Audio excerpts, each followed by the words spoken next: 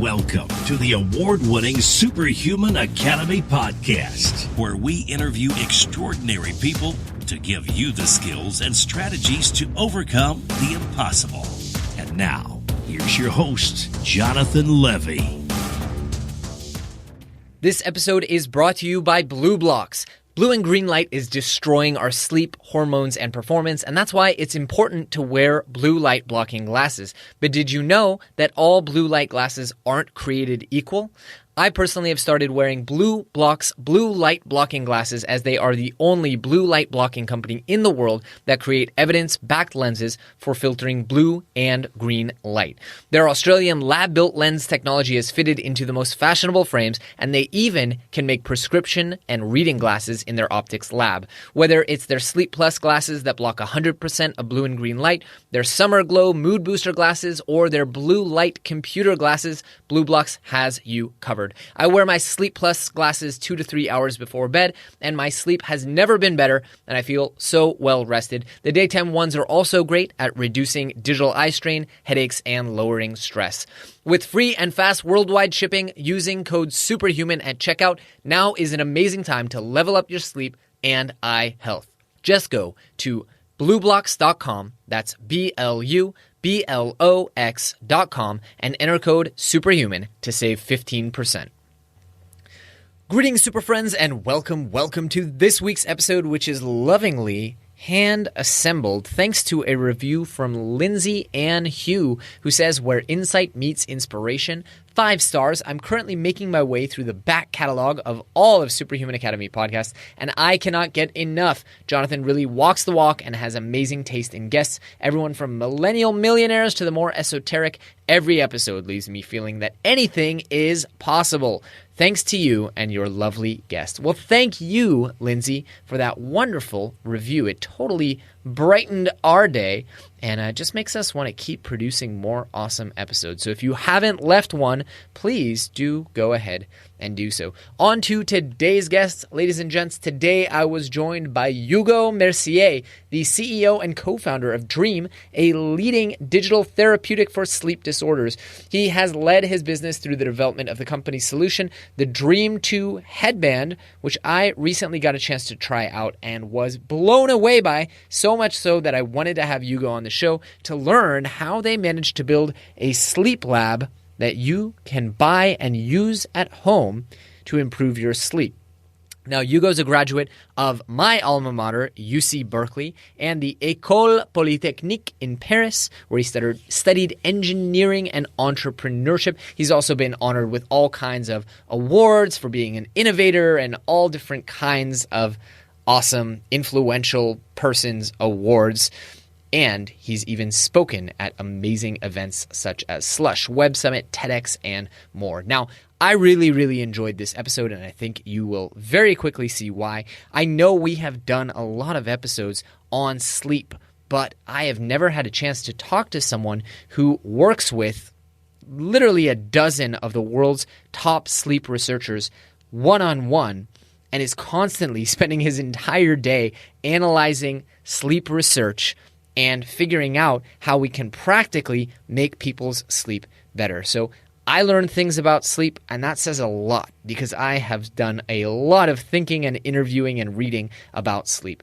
I know you're going to enjoy this episode, and if you do, feel free to visit our website, superhumanacademy.com/podcast, and use the affiliate link in the blog post for any of the stuff that we mention, whether it's books, devices, and so on. Now, without any further ado, please welcome Mr. Hugo Mercier. Mr. Hugo Mercier, how are you, my friend? I'm very great, and you? Oh, I'm fantastic. Really excited to finally chat with you because I've been so enjoying the Dreem product, so much so that I even did a review video, which I'm sure came out many months before this podcast. So just excited to learn more about sleep because I think it's one of the most important topics we talk about on this show. That's great. Thank you for having me, and I'd be happy to chat about this incredibly interesting topic that sleep is. Absolutely. So before we get into that, I want to give the audience some context for who you are. what you do and how you got into the field of sleep. What along your journey in life prompted you to be interested in sleep?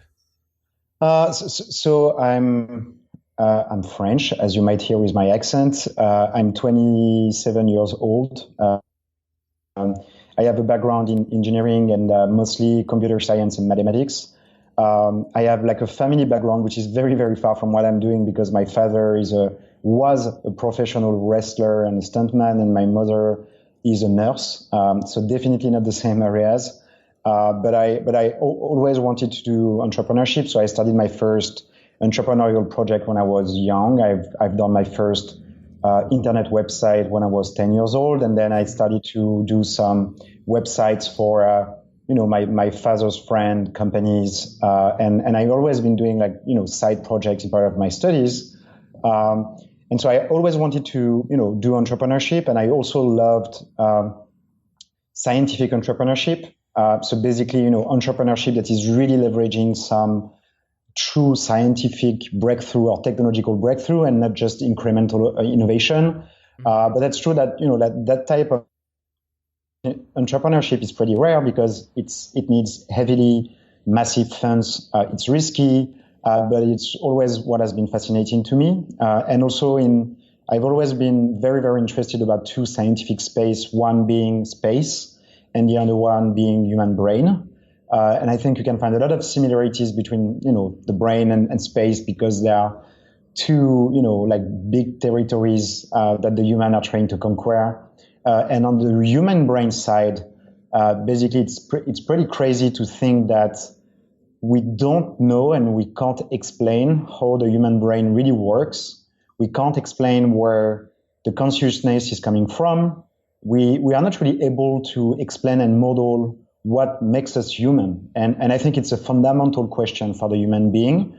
So of course you had a lot of progress in neurosciences in the last decades, but definitely the human brain is a very, very complex system. It's one of the most complex systems in the universe that we know. You have 100 billion neurons communicating with up to 100,000 of your neurons around. And so the complexity of that system, and the fact is, each time that you learn, each time that, information is processed by the brain structure is being modified. So it's already complex, but then you add this, plasticity, complexity on the top of that.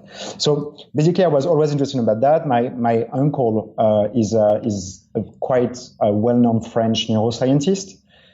So I always had chats with him. And then when I was 21 years old, in parallel of my engineering studies, I started to have discussion with him and one of my classmates.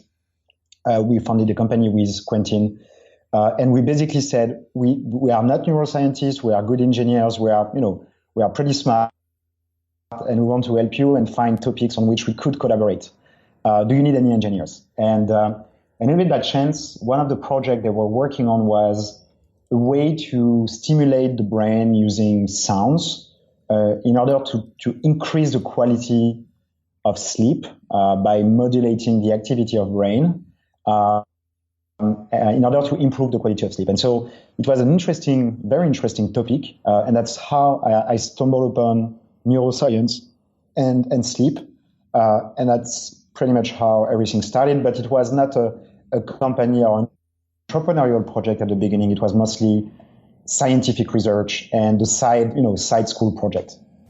That's fascinating to me. I expected there to be some story, half the time when we have folks on the show, they say, oh, well, I was very healthy and then I started having X problem and it led me to solve the problem for me. But in your case, it really came from a fascination from the get-go with sleep and also being exposed to having a leading neuroscientist in the family, which I imagine really opened your eyes to the detriment of not having proper sleep and the damage that it can cause to the brain. Talk to us a little bit about that. I think people know, not sleeping enough is not good for me and my body needs rest. I don't think people realize just how much damage they're doing to their brain when they sleep only 6 hours a day or only 5 hours a day. Talk a little bit about that if you would. Yeah, I think, again, in the last decade, so... our ability to understand sleep the consequences of the lack of sleep is based on our ability to understand brain, because basically we sleep with our brain. So if you want to understand what is going on when you sleep, you need to analyze brain. And so the laboratory device that has been used to measure brain activity is called an electroencephalogram, EEG. And this device happened and started to be used in research in the 50s. And then around the 65 or the 70s, 1970, you had the first polysomnograph. So it was a slightly modified version of the electroencephalogram to specifically understand how people are sleeping and what is going on when we sleep. So sleep science is a pretty recent science, because like the very first, sleep measuring instrument was born in the 60s. So only a few decades ago. And this device was always and is still a very expensive one. So today a polysomnograph, a medical grade polysomnograph, costs between $20,000 to $40,000 depending on the complexity. Oh my gosh. And yeah, it's very expensive because you need to get to measure the brain electrical activity. You need to measure very, very small electric current. So basically when your neurons are doing something and communicating with each other, you have chemical reactions that create very short, very small electric current. And then the addition of all these electric currents are measurable on the scalp, so like the surface of your skull, but it's very small. It's few microvolts. So as a comparison, the ECG, so the electric current coming from the heart rate, is around microvolts. So it's 1,000 times bigger. So really measuring EEG is not easy because you get a lot of noise, even the noise coming from our walls. So all the electric system around us is generating noise that is superposing to the EEG. So having access to the EEG is something that is not easy, because you need metal electrodes with glue. So you need a team to really place it on your head. Then you need specific electronics, and then you need specific algorithm to clean and understand the signal. And so the fact that this device was really, really expensive was quite limiting the scale and the number of studies on sleep. But obviously over the last decade, you had I think in 3 decades, the number of publications on sleep have been multiplied by 10 in the literature, which is huge, meaning that science has gained a lot of interest in understanding sleep. And so the more they made progress, the more they understood that basically sleep is a very important part of our health. When we sleep, we have critical processes happening, like memory consolidation, like cellular regeneration, like waste removal. And so little by little, they started to look at the effect of the lack of sleep or poor sleep on our health. Mm-hmm. And so in the last decades, you had like very interesting but preoccupating studies that have been demonstrating the impact on sleep on the development of disease like cardiovascular disease, like diabetes, for example, or high blood pressure, mental disorders. You have a very strong correlation between sleep, depression, and anxiety. And most importantly, with the apparition of neurodegenerative disorders like the Alzheimer's disease or Parkinson's disease. And so sleep has been seen by scientists as a very important part of our health, but also as a way to potentially predict, diagnose disease. Because if you see that sleep is impacted by a disease, then you can see, biomarkers and information in sleep that could alert on a disease that is, arriving. But you can also maybe see sleep as a way to prevent from other disease or slow down the development of specific disease. And so that's why in the last few years, you had a very strong scientific interest. And from all this publication, then you had like the general media that started talking about sleep and all these discoveries. So I think that we had a very strong evolution and awareness in the society, like, yes, okay, sleep is important, and we can start seeing why it's important. So yeah. Mm-hmm. Yeah. Now I have a question for you, because I think a lot of people, their justification for not sleeping enough is, I'll catch up on the weekend. And I'm wondering if in your research and work you've discovered, is that actually valid, or are people doing damage that you can't just repair by sleeping in on the weekend? I mean, is it really the case? I've heard it say that sleep debt is actually not a real thing, and that your body it's not a bank account. What are your thoughts on that? Yeah, no, that's true. And this is what the different research work has been demonstrated over the years is like the damage you're causing to your body and your brain by not sleeping enough is not something that you can repair by sleeping more on the weekend. Still, I would say that it's better if you can try to catch up with it. But we use the principle of sleep debt in order to mostly materialize to people what they are missing. So sometimes you can optimize it with naps, but naps are not. They are not perfect. So if you try, for example, to catch up on an hour and a half of missed sleep, then you're going to do like a very big nap. But by doing this very big nap during the day, then you decrease what we call the sleep pressure. So when you will be in bed, you won't be ready to sleep, and so you will probably fall asleep very, very late. So we only recommend some short naps between 10, 15, 20 minutes before really reaching the deep sleep stages. And this could have some recovery principle. You'll feel, refreshed, and you will get like a pretty good boost during the day. But obviously there is no magic formula. And people have been trying so like in the society generally, in the last century, people were basically saying sleep is a loss of time. So, sleeping, is preventing me from doing more during the day. Thomas Edison, when he invented the light bulb, was saying that it's because he wants to fight, sleep and accomplish more thanks to the electrification of our nights. Then you have the Wall Street bankers in the 80s, like the money never sleep. And then you had all this image of very famous president or entrepreneur saying, I don't sleep a lot, and, it's competitive advantage. And so I think we developed in our modern society the idea that sleep is for non-achievers. And if you want to be successful, then you should try to fight against your sleep. And then in the recent years, you had, with all this wave on self-awareness, activity, doing more activity, becoming more aware of your own body and trying to treat it better. I think you had first people that trying to talk a lot about that, like Arianna Huffington, who wrote The Sleep Revolution, Why We Sleep from Matthew Walker, which was a really interesting bestseller that educated the population on that. And now you see, big startup company CEO saying how sleep is important for many reasons. But still it hasn't reached yet the mass. Mm-hmm. And I think you can really compare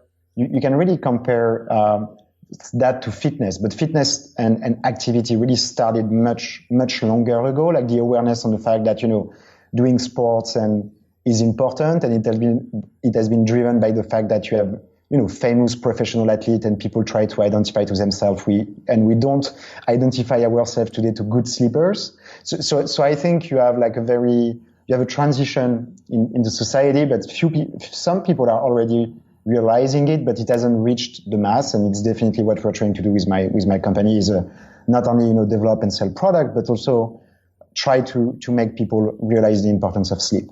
Mm-hmm, mm-hmm. Now, we keep talking about enough and high enough quality sleep.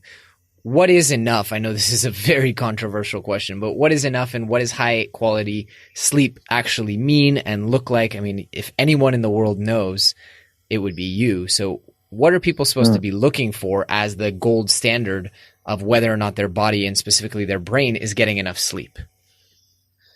The complex but true answer is it's unique to you. It's unique to you and it can change over time. So you have actually short sleepers, so people that really need only need 4 or 5 hours, but actually this population represent only something like 0.1, 0.2% of the population. So it's a very, very small percentage of the population. So what happens usually is people saying, I don't need to sleep. I can sleep 5, 6 hours, but most of them actually are, doing arms to their body. And the truth is, like, the real short sleeper, you don't have a lot of people that have this genetic predisposition. Now, for the rest of us, it can vary from 6 hours and a half to 8 hours and a half, or even 9 hours. It really depends on people, and I don't like to say this is how you should sleep, because the truth is it needs to be measured or experienced. So you have actual ways to try to, figuring out your optimal sleep duration by trying, different time to fall asleep and different time to wake up, in order to, and see how you feel during the day. And by tracking this information and this data, being clear about the amount of sleep you need. And so this is basically like one of the innovation that we have developed in our solution is, as we have access to like very, very accurate sleep tracking, plus we have the inputs from people during the day, we are able to give them the information of, for you specifically, the optimal sleep duration should be that amount of time. And this can vary because if you do a lot of sport, or activity, or if you had a party or whatever, then it will change. But so definitely there is not like a one size fits all answer, and it's also depend. Your chronotype is important. So like some people will feel more refreshed if they go to the bed, early or late, and it really depends on your genetic predisposition and your internal biological clock. This could be measured as well. But definitely no one size fits all answer. Sure. That makes a lot of sense. And so I guess there's also no kind of one size fits all for the proportion of sleep. I mean, do some people need more deep sleep than REM sleep?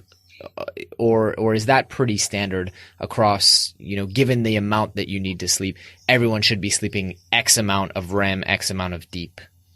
So that's the same.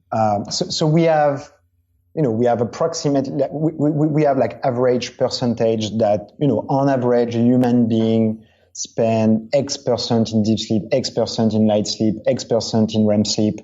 It's purely observational. So this is what we measure from people, and this is like an average information. Now, I think we are only at the beginning of really understanding how everything works and what these, sleep stages are for and the functioning of them. So today, from the scientific literature and from the consensus from scientists and doctors, looking at the number of minutes, the exact number of minutes on your sleep stages every day is not going to give you directly an information that you can take and say, okay, I slept well, or I'm not sleeping well enough. Sure. Well, but what is interesting is actually what we see from some of our users.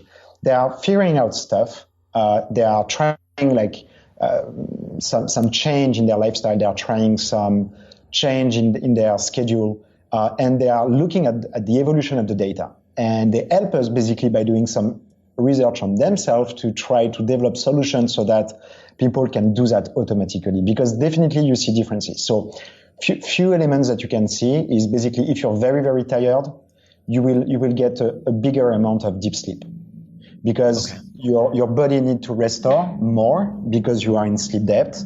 And so you will go into deep sleep faster and you will stay longer into deep sleep. That's why we started to associate deep sleep to the restorative process and the restorative mechanism of sleep. We know during REM sleep is also called paradoxical sleep because when you look at brain activity, you can see a brain activity which is very, very similar than if you were awakened, but your body is not moving because the nervous communication is cut between your brain and your body. Some people have issues, so basically they do sleepwalking and they start, basically living with their body their own dream. But for most healthy individuals, nervous communication is cut. And so REM has been demonstrated, but still by experiences that is correlated somehow to mental health. It's where the psychological restoration of brain is occurring, while during deep sleep is mostly, body restoration plus some specific type of memory. Then we understand that you have the light sleep stages. So the light sleep stages are probably coming from evolution because when you see a night, then you see that someone is falling into deep sleep. Then they are going back to very light sleep and then going back to deep sleep. So it's almost, we believe, a way that evolution introduced that into our biology to make us alert every 45 minutes, every hour. Because when we were in the caves, we didn't want to be eaten out by some animals around us. And so it might explain why our sleep is fragmented and based on stages, and why, like the body is going back to light sleep before going back to deep sleep.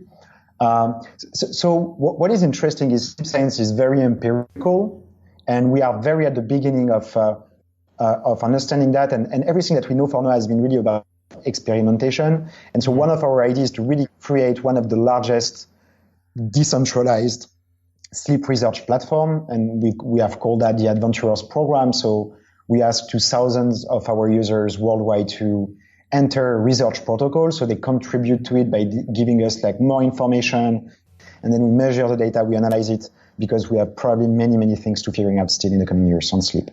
Incredible. So for those who aren't familiar, the Dreem product is really a sleep lab that any consumer can buy. I mean, I'm sure that's close to accurate. What's the difference between Dreem and a sleep lab?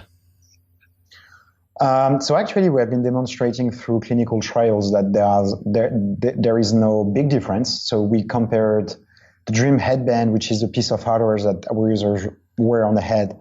It embeds like a lot of different type of sensors to measure brain activity, heart rate, breathing frequency. And so we really wanted to compare ourselves to the gold standard. So the gold standard, again, is a polysomnograph, which is an EEG plus more sensors, and which range between $30,000 to $40,000. So we equip people with the Dreem headband plus the electrodes coming from the polysomnograph, and we compared raw signals. And so we have a 90%, so 90 correlation between the two raw signals. So it means that if you put a human expert in front of the data, he won't be able to make any difference in the two signals. So we are really like quite like near optimal if you compare that to the medical equipment. So then like the raw signal and the raw information is really accurate. And then we wanted also to measure the accuracy of our analysis of the data through our algorithm. So we have a lot of machine learning to reinforce the model as we have more users and more data generated. And we compare the result of our algorithm with the medical gold standard. So the medical gold standard today is basically a sleep doctor, which is going to look at the raw signal, who is going to say this person has apnea, or this person has at this time that sleep stage, etc., etc. So the gold standard is basically human when it comes to sleep staging and sleep analytics. So we again compared our algorithm, and we took 5 medical doctors from the AASM that are like scoring data all the day, and our algorithm last year ranked number 2 out of 6 analyses. Wow! So yeah, it actually beat 4 of the humans. Yeah, or 3 of the humans. Yeah, exactly. And that really demonstrate. And again, the goal is not to try somehow to eliminate the human doctors, but still like they see that as an interesting opportunity to win sometimes. So we are very accurate in terms of in analyzing sleep stages, detecting sleep apnea, and we are also working today on more longer term research and development project where we invest significant resources in trying to detect biomarkers in this information that could announce Alzheimer's or Parkinson's. So these are like other developments. Just fantastic. And I will say what I really like about the Dreem product, and it's important that I state here that Hugo and his company have not paid me to say this. They sent me a unit to try out. But what I love about the product is I always felt like every sleep tracker gives you data, whether it's good data or bad data is beside the point, because as I talk about in the review I did, I really have never seen data this good. And it made me trust none of the other activity trackers I've ever used. But it gives you data, and then the big question is like, okay, so what? And what I love about the Dreem product is right away it starts. It's not telling me what to do, but it's asking me questions that will raise thinking points. For example, did you eat 2 hours before bed? How dark is your bedroom? I'm a pretty tough cookie because I've done probably 15 episodes with sleep experts, and yet it still managed to improve my sleep as well. Tell me a bit about how those recommendations are generated, because I know your goal is not just to help people understand their sleep, it's to improve their sleep. Exactly. So the very first focus that we had in the team was to get the hardware piece and improving over the years. And I think we still have a lot of very interesting future innovation to come to, make it even smaller, lighter, cheaper, and really push forward innovation on hardware. But very, very rapidly, we started building software blocks on the top of that. And we looked at, we have built really early in the history of Dreem a strong network of scientific collaborations. So today we have more than 100 public laboratories, academic institutions, and hospitals that are using Dreem technologies and collaborating with us on different research. And the reason why is because we basically looked at everything that was in literature and scientific literature to understand what could we do to help people sleep better. And what we're figuring out by looking at all this information streaming from, a lot of different teams in the world was that, again, there is no one-size-fits-all solution. So you don't have like one thing that everyone could do and to improve their sleep. You have a lot of small things. You of course, your hygiene is impacting your sleep. Your activity is impacting your sleep. Your environment is impacting your sleep. Your age, physiology, and health is impacting your sleep. Mm-hmm. And so it becomes really hard for people to figuring out what should I do to improve my sleep. And so the way we develop the solution and design the solution, and I think we are only at the first % of what we could do on both hardware and software features, is we want to implement in our product every interesting, interventions that people could use to improve their sleep. And then through better, analysis and through intelligence of our software, try to give to someone the right information at the right time. And so we really, see the product as a kind of assistant in the future. So really looking at the decades of scientific research and taking from all that knowledge very specific information that the person will find out very useful for them. Mm-hmm. Because we believe people don't want to lose time in general. So you have early adopters that will spend time understanding and trying out stuff. But if you look at the broader population, we need to make that easy for people. Right. And so, yeah.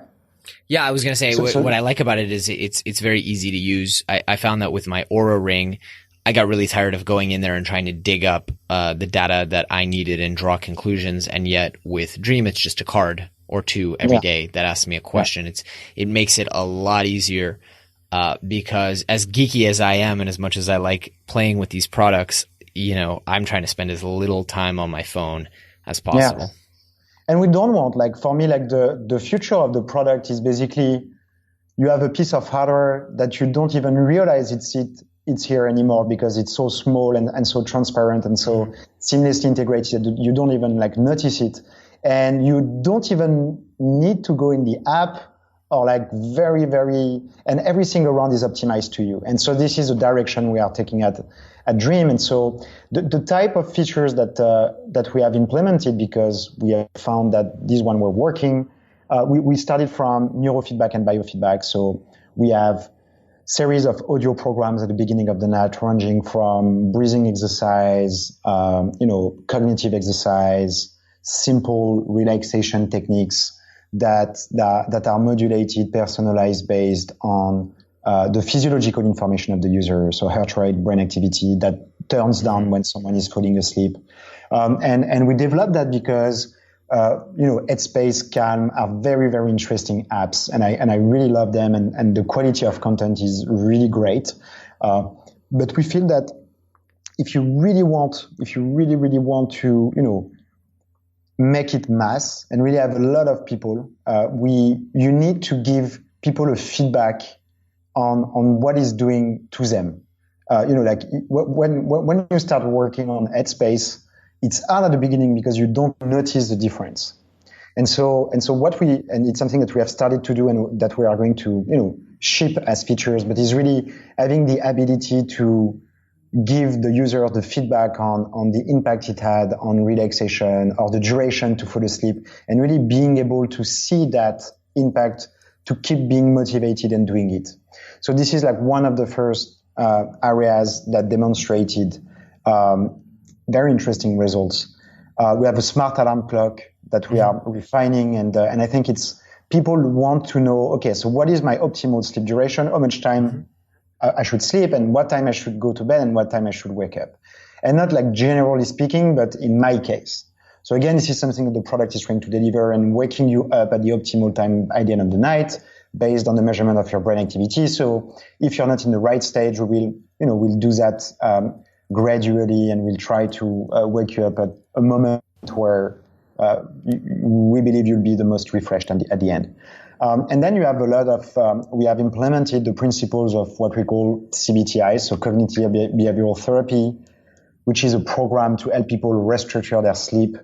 So it's a mix of educational content. So we have tried to make that content interesting through text and videos, and really like educational and not too boring. And then you have exercise, so cognitive exercise. So trying to, eliminate some of the thoughts that are preventing you from falling asleep or waking up at night. And you have the sleep restructuration, which is again like sleep scheduling, really adapting sleep scheduling to recreate sleep pressure and to recondition your brain on learning how to sleep. So basically CBTI is really working well for people that have real trouble falling asleep and waking up at night. And what we do is in few weeks, we completely restructure sleep. So people, they go in the bed, they fall asleep, they wake up, and they wake up much less during the night. I have definitely noticed that Dreem has, part of it is and I don't want you to tell me, I haven't figured out how to snooze it. And so that's really helped with the sleep schedule. But also it really has helped me enforce my sleep schedule because I wake up at a perfect time. I feel great when I wake up. And I'm so excited to wake up in the morning and see how I did and how I slept that I kind of like leap out of bed. And again, I've tried a lot of sleep trackers in my day, so it's been incredible just how much, because I believe that a good day starts the night before. And not just with sleep, by the way. I believe like if you're watching TV until 11 p.m. and filling your consciousness with fear, right now as we're recording this, the whole world is obsessed with coronavirus and all of that. That decision is going to affect your sleep, which is going to affect your next day, which is going to affect your next day, and on and on and on. So, I think, it all comes down to sleep. And I've been really, really happy with how much more control I feel like I have over my time and my life now that I am waking up more refreshed every morning. That's great. And like this is exactly why the whole, team, the whole 100 people at Dreem are really looking forward at every day is, and because like it can make such a huge difference in your life, in your drive, in your motivation, in your focus, in your memory, but also on your general health. And the thing is, people are aware that sleep is important. They are aware that, we should not do this or we should not do that. Or you have the trackers that can give you roughly an estimation on how you sleep.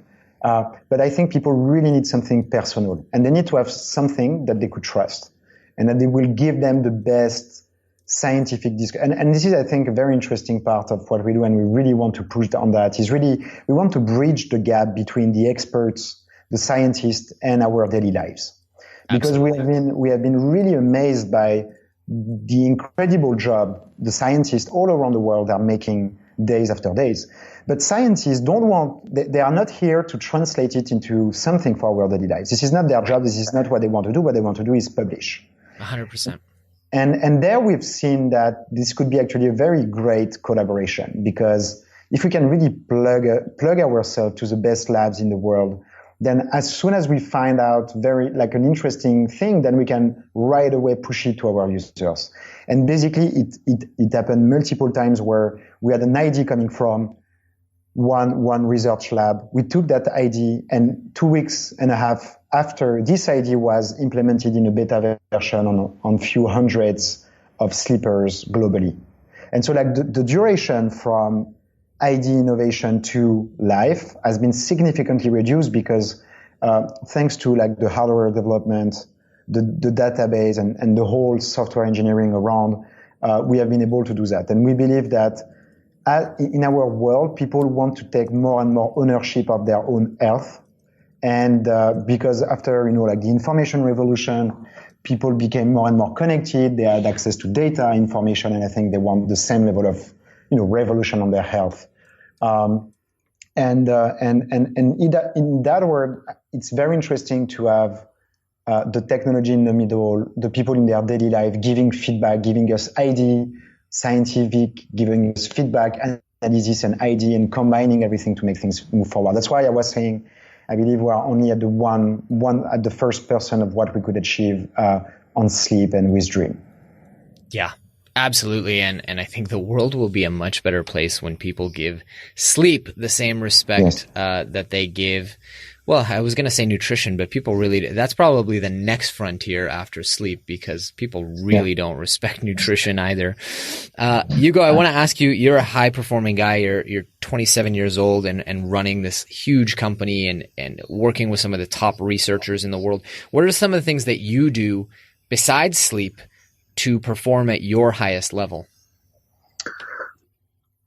So sleep has definitely, so when I started the company, I had absolutely no idea or no specific thought on sleep. So I was sleeping really poorly, doing parties because I was a young engineering student. Like I didn't really take care of myself.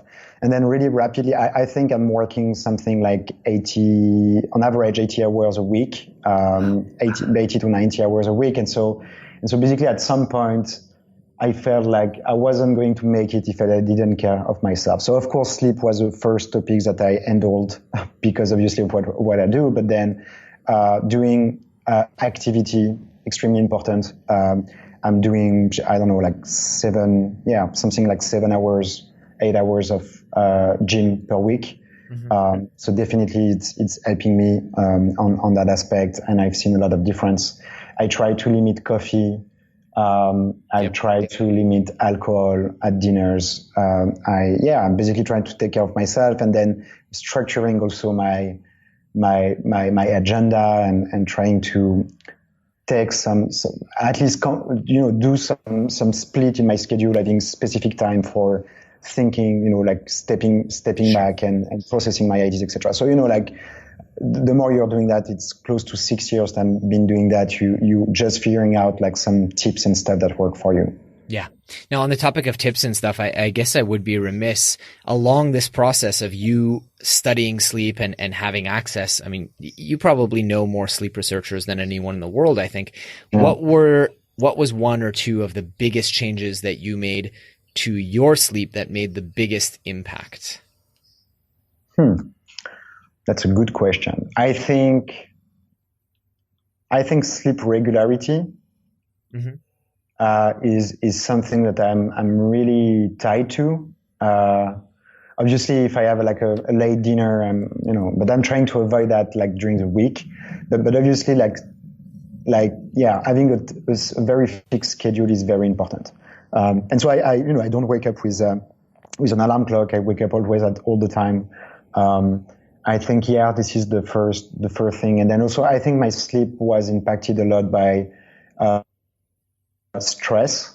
And so, activity plus, some breathing exercise combined decrease the level of stress. And so increase the quality of my sleep, and how I wake up. Because after, it's a cycle. Everything is communicating with each other. So you're stressed, so you're stressed. So maybe like you drink a beer and then you don't sleep well. And then you wake up, you're tired, and then that's the same the day after. And so you need to break that, and really being disciplined about keeping the fixed schedule.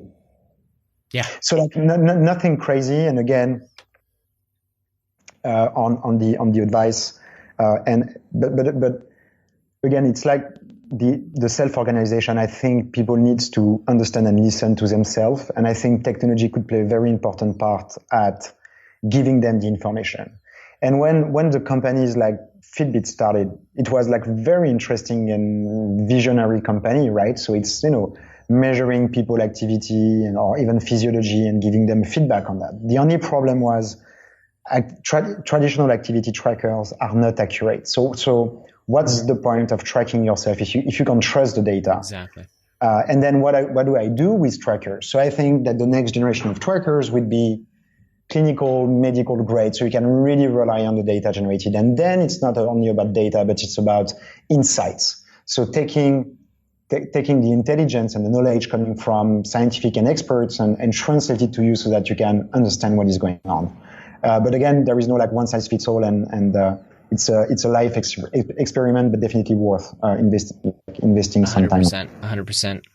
And fortunately for people, for the vast majority, we all have different sleep needs, but we all have the same conditions and criteria, right? Like there's no one person who sleeps better with alcohol and one person who sleeps worse. There's no one people believe that that's not the case, but they're mistaken. There's no one person. I had someone the other day tell me, he's like, I simply cannot sleep unless the TV is on. And I'm like, that's ridiculous, first off. And if I were to measure your sleep, you would discover that your sleep is of very poor quality. And that's a habit. That's a mental comfort blanket, perhaps. They're like, no, I just leave the TV on all night and I sleep great. And the truth is, right, you're not a special snowflake. We all need dark sleep environments. No one sleeps well warm, all these things. And people, I've intentionally wanted to focus on the science of sleep improvement here, less than the actual techniques. People can go back and listen to past episodes of the show if they want to know, or they can pick up a Dreem. So tell folks where they can learn more about Dreem. We'll obviously be putting a link in the show notes, but where can people reach out, learn more, pick up a copy, pick up a version, a unit for themselves? Yeah, so you can go on our website, dreem.com. We are not distributed into retail stores because we wanted to master. So basically it's available online. You have like a team, like a customer care team who is available 24 hours on 24, 7 days on 7. So if you have like any question on, is it for me? You can do that and ask them question. You can also, we have developed like a small website, which is an online questionnaire, which is free, rapid, online. You answer a few questions. And so in the end, you'll get a first view on the type of sleeper you are. So obviously it's based on data you are providing us. It's not accurate data, but still it's a first step, a free one, easy one to understand how you sleep. And then we send for free educational content by email, if you give us your email address. But yeah, so on the website, dreem.com, and you have a team that is here to answer any question. Fantastic. And I realized we didn't talk at all about pink noise and sleep stimulation, and this is a good time to mention.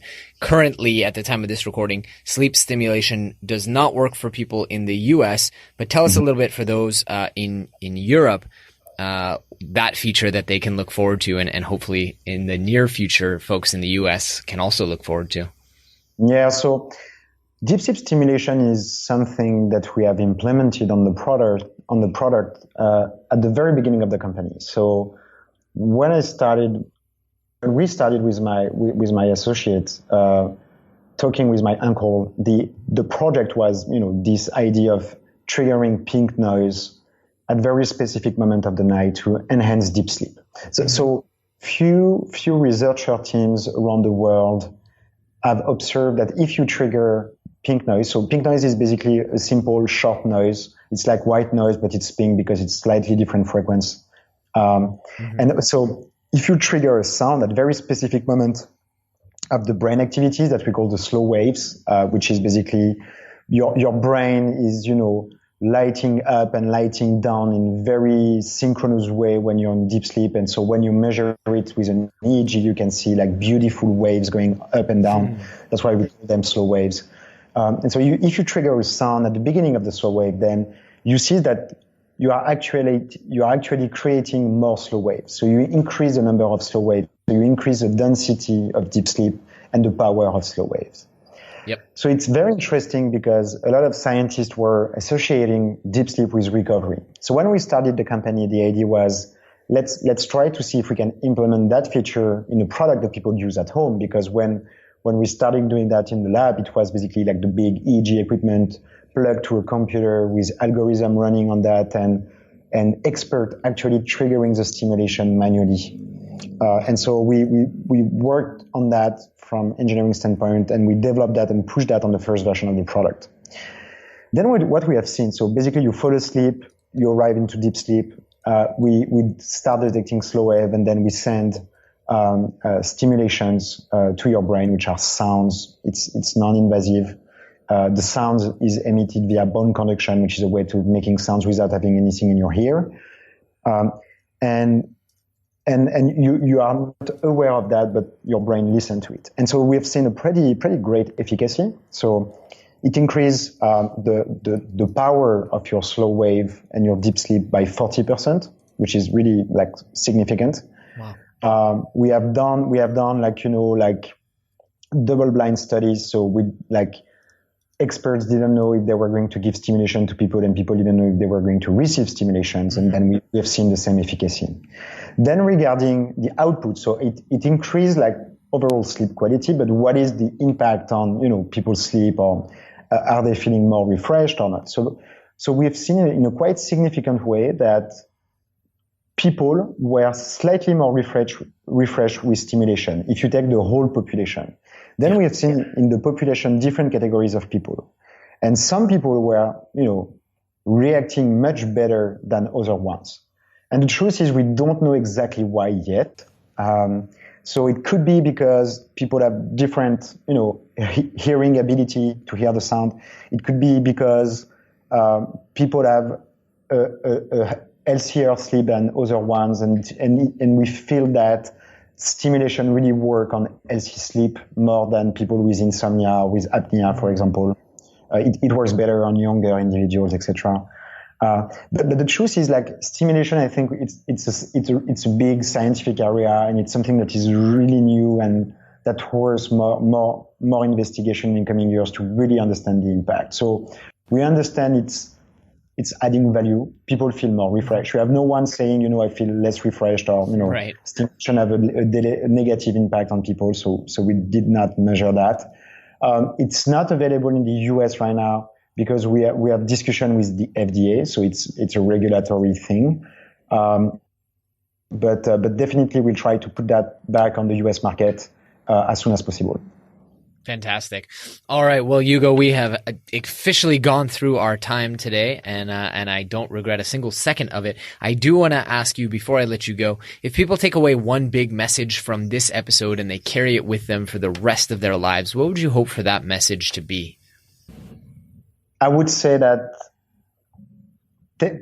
taking care of your sleep will be a highly transformative journey. It will be a journey because you will really change the way you live, and also because you will be part of, I think, a cultural revolution, and 10, 20, 30 years from now, we won't sleep the same. So if you want to join like pioneers, it's the right moment. Mm-hmm. Fantastic. All right. Well, Mr. Hugo Mercier, it's been such a pleasure having you on the show. I'm really, really excited to continue watching as your company grows and continue using the product. So thank you so much for coming on today. It was a pleasure. Thank you. Thanks for tuning in to the award-winning Superhuman Academy podcast. For more great skills and strategies, or for links to any of the resources mentioned in this episode, visit superhuman.blog. While you're at it, please take a moment to share this episode with a friend and leave us a review on iTunes. We'll see you next week.